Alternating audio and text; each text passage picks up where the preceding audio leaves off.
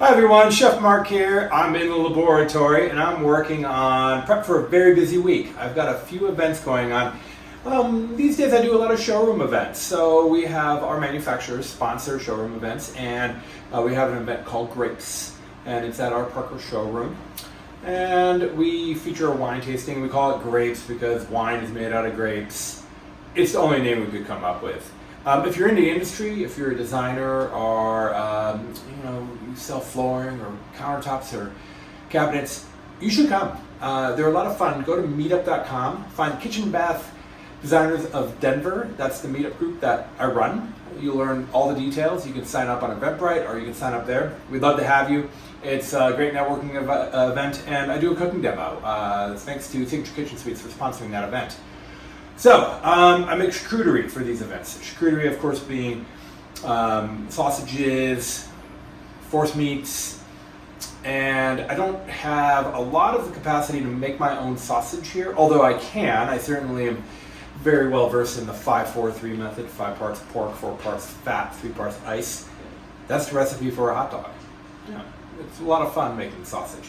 So what I'm trying to do is mix it up a little bit. Instead of just buying dried meats, slicing them and arranging them artfully, I'm trying to add some handmade feel to some of the things I'm making. And I'm experimenting here. I have sous vide going on. I'm just using a freezer bag, which is also heat resistant.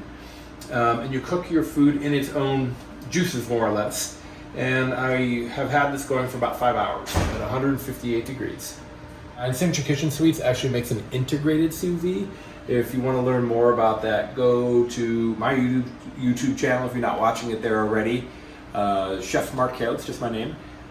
Just put in a quick search. Sous vide. You're going to pop up a million videos. Well, maybe 10. But a lot of information there. So let's check it out. I've got my sausages. These are just bratwursts that I got at the local grocery store. And they look great. I'm really happy with them. Let's take a look here.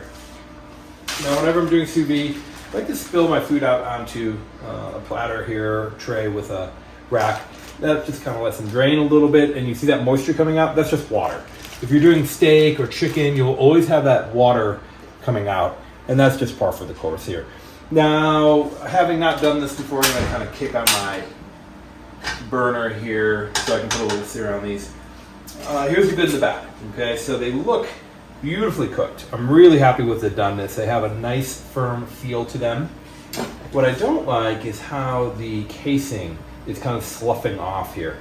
I'm not as enthusiastic about that. Having never sous vide a casing meat like this before, I'm not sure if this is going to give me a nice sear or not.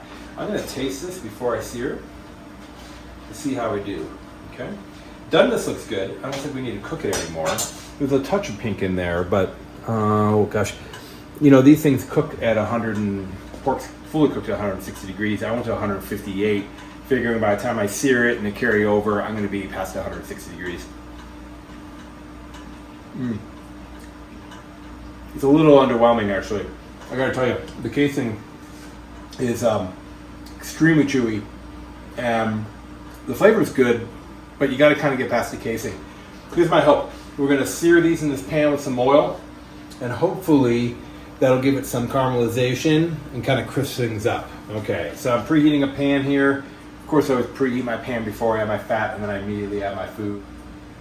Like I said, you caught me on a busy week, but I definitely wanted to do a video for everyone on what I'm working on, kind of experimenting. A lot of what I do down here when I'm working is I'm trying to come up with new recipes and new ways to use existing appliances, so that when I'm doing an in-home cooking class or I'm training people on how to get the most out of their appliances, there's some outside the box thinking there, as well as just here's how you use convection or here's how you use sous vide. Okay, let's check it out here. Okay, great. While we're getting a sear here, let me talk a little bit more about sous vide. GE offers a sous vide device that it actually is like a magnetic device that clamps to the pot. It's got a thermostat that goes into the pot, and you set it on either the profile induction or the new 40-inch Pro range has this true temp burner. It kicks on and off the gas, but it'll set your temperature perfectly. It doesn't have an impeller, but there's enough convection circulation from the cooktop itself that you don't need the impeller. And then Signature Kitchen Suites has an integrated one, and then of course the wand style. This is Kitchen Gizmo. I like this device. It's $80, $79 on Amazon, shipped. Works great. I've been really happy with it. They have a wireless version as well. I haven't tried that because I'm worried about the battery kicking out, like if I'm sous videing for a long time. So I like the wired one, but I can see the value in a wireless one if that's maybe you're camping. That'd be kind of fun. All right, I love camping. Maybe I'll get one of those for that. Oh, okay, here we go. All right, now we're getting some look there, okay? Look at that beautiful color. These are wanting to stick on me. I'm having to be careful. Okay, I'm really happy with that color. And you know, now that I'm getting some sear on it, I've got to tell you, the casing seems to be holding up better than expected. That is a true story. What I'm going to do is I'm going to sear these on all sides. But before I do that, let me just taste, just to see how we're doing. See if this is going to work before I carry on and on. Okay. Yeah, and you know what they are? Just a touch on the undercooked side. You can see that. Now that I'm cutting into it a little bit, let me cut this one in half. Check flavor. Flavor's great. Let's see here.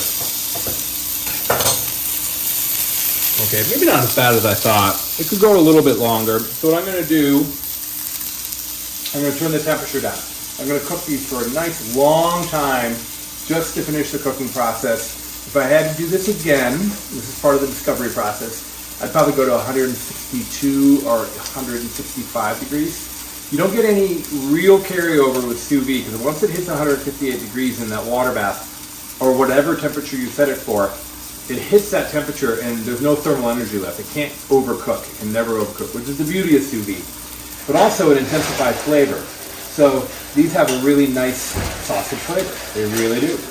And now I can, when I have my charcuterie event tomorrow, the Grapes event down in Parker, a beautiful showroom down there, a fine line showroom, I can, with some sense of pride, say, hey, I made these sausage. Or at least I improved upon the ones that I opened out of the package.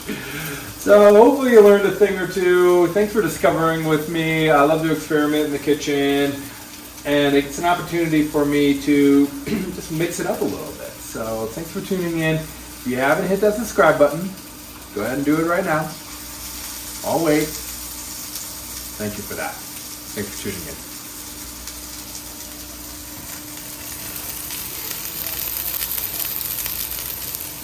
Online or locally, save at appliancefactory.com. Click the link to learn more. What are you calling this?